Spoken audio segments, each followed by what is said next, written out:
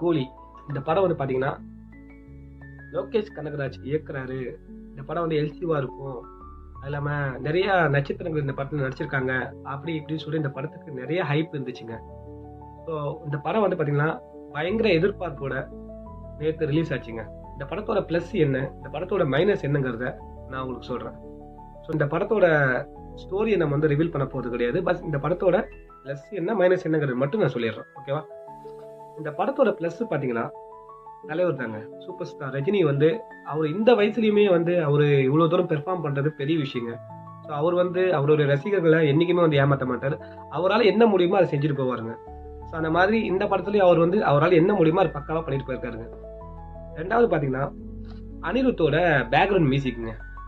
மனுஷன் கிழிகிழின்னு கீச்சிருக்காருங்க. ரஜினி சாருக்கு பாட்டு போட்டாலே அவர் வந்து ஏதோ ஒரு வேகத்துல போடுறாருன்னு நினைக்கிறேன். அவ்வளோ சவுண்ட் எஃபெக்டோட போடுறாரு. அதே